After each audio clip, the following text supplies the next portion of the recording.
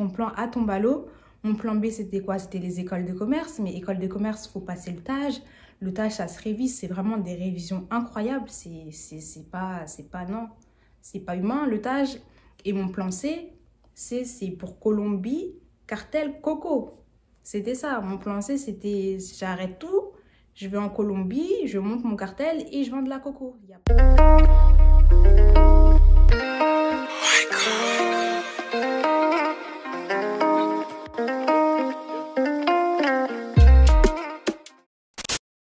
Hello tout le monde et welcome back. Alors aujourd'hui c'est la vidéo où je vous parle du processus qui m'a emmené au Canada. Donc je vais vous parler des raisons qui m'ont poussé à vouloir faire mes études là-bas, le processus pour postuler dans mon université, pour l'immigration, etc.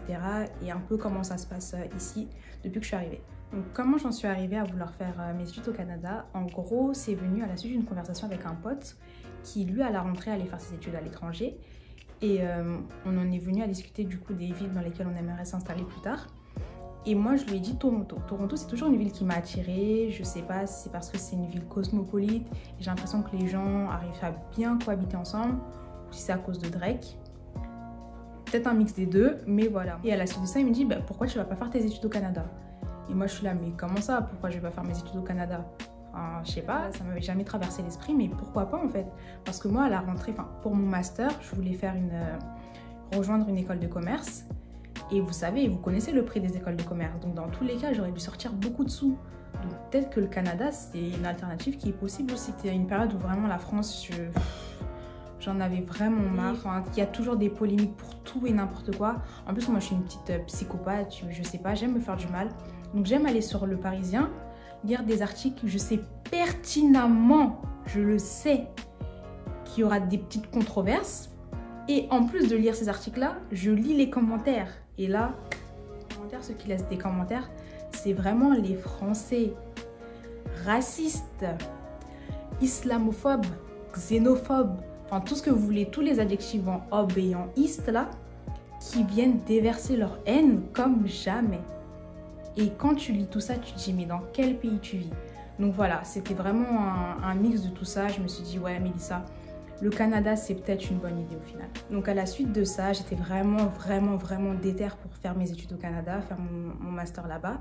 Donc je me suis renseignée sur internet et j'ai vu que l'ambassade du Canada en France proposait des sessions d'information sur les études supérieures au Canada, justement, sur Paris.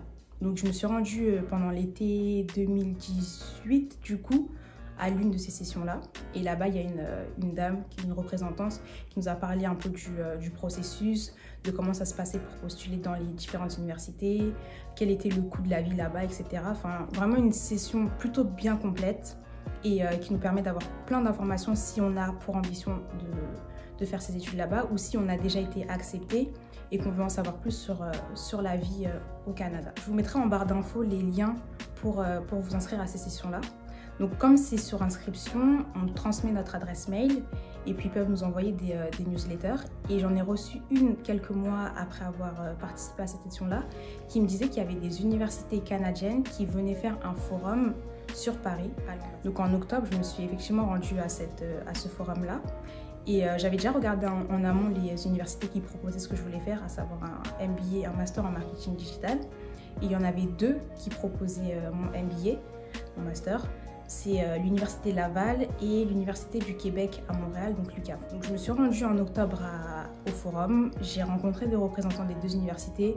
Vous connaissez, ils vous vendent le truc comme jamais. Donc encore une fois, ils prennent nos adresses mail pour pouvoir nous transférer tout ce qui est en lien avec le programme qu'on recherche, les périodes d'inscription, etc. Et courant novembre 2018, je reçois un mail de l'Université Laval qui me dit qu'en décembre, il y a un de leurs représentants qui vient en France pour justement faire les inscriptions avec nous en direct au lieu qu'on le fasse sur internet. Donc, avant de rencontrer ce représentant-là, il faut d'abord transmettre quelques infos sur nous, notamment nos notes du bac, nos notes de la licence et je crois que c'est tout. Ouais, je crois que c'est tout. Je vous cache pas que moi j'avais un peu peur parce que sur le site de l'Université Laval, il y a écrit qu'en gros ils acceptent les candidatures de ceux qui ont eu une moyenne de 12 durant leur licence. Bon, 12, c'était pas trop mon cas. J'étais pas très loin, mais j'avais pas eu 12 en moyenne générale de ma licence. Mais je me suis dit, Mélissa, t'as rien à perdre. Joins tes bulletins, joins tes résultats et puis tu verras bien. Et quelques jours après, je reçois un mail de confirmation de mon rendez-vous pour rencontrer un de leurs représentants en décembre. Donc arrive leur rencontre, c'était encore à l'ambassade, je sais pas si c'est l'ambassade, non là c'était pas à l'ambassade, c'était à la maison du Canada sur Paris. Enfin, je vous mettrai encore une fois l'adresse en barre d'infos, mais c'était sur Paris encore une fois. Donc je rencontre le représentant, vraiment tout se passe super bien, il est super gentil. On fait tout le processus ensemble, il prend mes documents et je lui dis est-ce que le fait que j'ai pas eu 12 dans ma licence, ça va me pénaliser? Et là, il me dit que pas forcément, d'autant plus que lui, il connaît Paris 2, Panthéon-Assas, et il sait que c'est une fac réputée, qui a quand même un certain niveau, donc il va glisser un petit mot concernant mes résultats. Et je l'ai vu écrire le petit mot. Et il me dit aussi que, en gros, quand on a rentré nos notes sur Internet, c'était une petite présélection pour savoir si on était admissible. Donc là, je me dis, bon, j'ai été présélectionnée, le gars glisse des petits mots et tout, ça devrait le faire. Donc je suis sortie de la réunion, de la rencontre, je me suis dit, bon, j'espère que ça va passer, je croise les doigts. On me dit qu'on aura les résultats courant janvier, début janvier par là. On était là au début décembre, début du mois de décembre 2018. Donc je me dis, ok, un petit mois à attendre et puis je serai fixée sur mon sein. 2 semaines plus tard, ou peut-être même moins de 2 semaines plus tard, je suis allongée tranquillement dans mon lit. Je pense que j'étais sur Instagram avant de dormir, il était 23h et quelques. Et là, je reçois des notifications. Refus.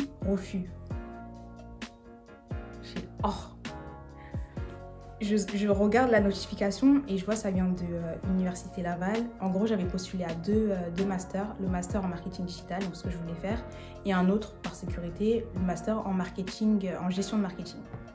Et donc, je reçois une notification pour les deux, me disant que voilà, c'est mort. C'est mort, pourquoi? Parce que j'ai pas les résultats qu'il faut au niveau de ma licence. Donc il est 23h et quelques, je suis dans mon lit, je me prête à dormir et je reçois ça. Là c'est chaud, là c'est chaud, là c'est chaud. C'est chaud, il y a vraiment tout qui s'écroule. Tu dis ce que tu voulais faire, ton plan A il tombe à l'eau. Ton plan A tombe à l'eau. Mon plan B c'était quoi? C'était les écoles de commerce, mais école de commerce, il faut passer le TAJ. Le TAJ, ça se révise, c'est vraiment des révisions incroyables. Et mon plan C, c'est pour Colombie, cartel, coco. C'était ça, mon plan C, c'était j'arrête tout, je vais en Colombie, je monte mon cartel et je vends de la coco. Il n'y a pas d'autre option, non?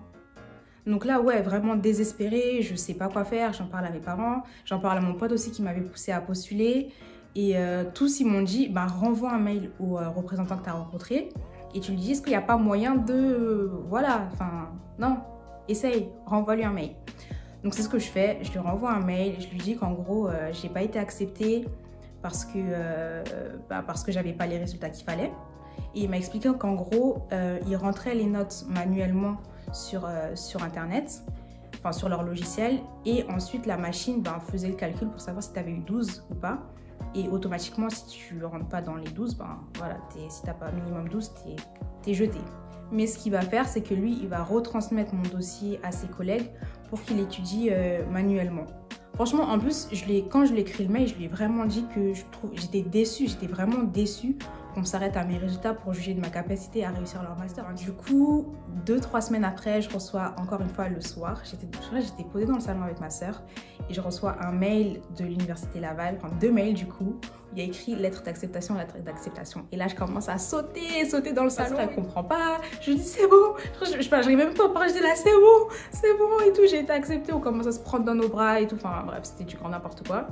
Et voilà comment j'ai été acceptée, enfin refusée d'abord, puis acceptée à l'Université Laval. Donc voilà, là j'ai l'acceptation de la fac, mais ensuite il faut commencer les démarches pour l'immigration. Et quand tu vas au Québec, il y a 2 choses à voir. Il y a le CAQ, donc le certificat d'acceptation du Québec, et le permis d'études. Donc on commence par le CAQ. Le CAQ, en gros, il faut que tu te connectes sur le site du ministère qui s'occupe de ça. Je mettrai le lien en barre d'infos. Et au préalable, il faut que tu rentres tes informations personnelles, des informations concernant tes parents ou ton responsable légal. Il faut que tu payes les frais qui sont de 114 $. Et ensuite, par voie postale, tu dois leur envoyer Alors, la lettre d'acceptation de la fac ou de l'établissement scolaire qui t'a accepté au Canada. Ensuite, il faut que tu joignes une photocopie de ton passeport et une preuve que tu as les fonds nécessaires pour subvenir à tes besoins durant le temps de ta scolarité. Donc, le processus, il dure 1 mois. C'est-à-dire qu'en gros, tu envoies tes trucs par voie postale au Canada. Et en fait, tu as une petite boîte de dépôt, une messagerie sur leur site où après 3 semaines, on te dit qu'on a bien reçu tes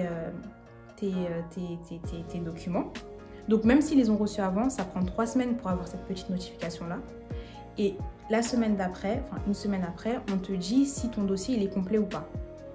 Donc si ton dossier il est complet, c'est cool, tu peux commencer à entamer les démarches pour le permis d'études. Mais si ton dossier n'est pas complet comme moi, tu recommences, donc tu perds 1 mois. Donc vraiment assurez-vous que tout est carré, que vraiment tout est carré, parce que vous ne pouvez pas commencer les démarches pour le permis d'études sans avoir le CAQ. Donc ensuite, le permis d'études. Donc le permis d'études, cette fois-ci, vous pouvez procéder de 2 façons. Donc soit vous vous rendez directement à un centre qui s'occupe de faire les permis d'études. Donc il y en a un à Paris, je crois qu'il y en a un à Lyon aussi. Moi je suis partie sur Paris. Mais sinon vous pouvez le faire en ligne aussi.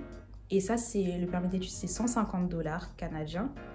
Et en gros, on va prendre vos informations biométriques, donc vos empreintes digitales. On va prendre une photo de vous.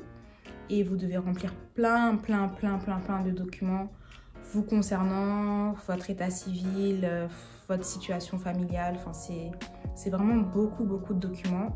Et ça, vous devez le transmettre à l'organisme qui se charge de tout ça. En général, ce processus-là, c'est 2 semaines. Donc 2 semaines, c'est vraiment en les périodes où il n'y a pas grand monde qui fait sa demande. Moi, je sais que ça m'a pris plus de temps parce que, comme je vous ai dit, j'ai perdu du temps avec le CAQ. Donc j'ai commencé les démarches pour le permis d'études en juin. Et en juin, c'est vraiment là où les gens ont postulé, les gens entament aussi leurs démarches. Donc voilà, il y a beaucoup de demandes. Donc moi, ça n'a pas mis 2 semaines. J'ai eu de la réponse pour mon permis d'études à la début juillet, donc un peu plus d'1 mois. Ces documents-là, ils sont vraiment super importants. Ne prenez pas votre billet d'avion ou n'allez pas au Canada en vous disant « ouais, ça va arriver et voilà, j'aurai les documents après m'être installée ». Ça ne marche pas comme ça. Arrivé à l'aéroport, vous passez une espèce de douane et vous devez montrer ces 2 documents-là. Et si vous n'avez pas l'un ou l'autre, on vous arrête là. Le voyage s'arrête ici. On dit tu reprends un billet retour, tu retournes en France ou tu retournes d'où tu viens. Ils ne cherchent même pas à comprendre. Comment ça se passe ici? Moi, je trouve que pour l'instant, ça se passe super bien. Les Québécois, ils sont super chaleureux. Je les trouve plus accueillants que les Français en général. Au niveau de la fac, vraiment, l'Université Laval, le campus, il est incroyable. C'est vraiment super beau. Le corps éducatif, vraiment accessible au niveau des personnes qui travaillent dans l'administration aussi. Concernant le coût de la vie, au niveau des logements, par exemple, je sais qu'un studio ici, c'est en moyenne 550 $.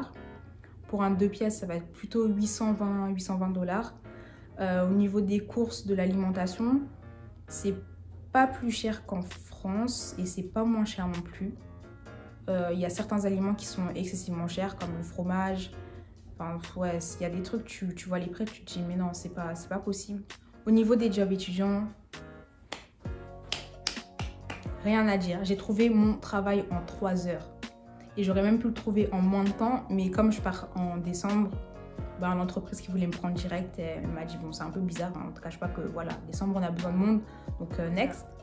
En gros, un jour j'ai pris mes CV, je suis partie dans un centre commercial parce que j'avais déjà vu qu'il y avait beaucoup d'affiches où les magasins ils recherchaient des vendeuses, des responsables, des choses comme ça. Donc je me suis dit Mélissa, prends tes CV, tu vas les déposer un peu partout dans les boutiques que tu vois et qui t'intéressent. Donc je suis rentrée dans une boutique de vêtements pour enfants, j'ai postulé, j'ai donné mon CV, c'était la responsable. Elle m'a demandé si j'étais libre pour passer un petit pré-entretien. On est parti derrière, on a passé le pré-entretien, ça s'est super bien passé, le feeling est bien passé. Elle m'a dit que elle, même si le fait que je parte en décembre, c'était bon pour elle, qu'elle allait voir avec sa co-responsable et qu'elle allait me rappeler dans la journée.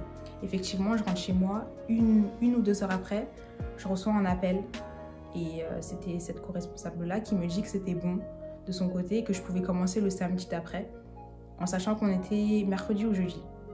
Donc j'ai dit waouh, c'est vraiment incroyable. Et dans la journée, j'ai reçu plein d'appels même le lendemain, le surlendemain de magasins dans lesquels j'étais passée pour me demander si je cherchais encore du travail, etc. Enfin, c'est vraiment, au niveau des jobs étudiants, il n'y a vraiment pas de souci à se faire.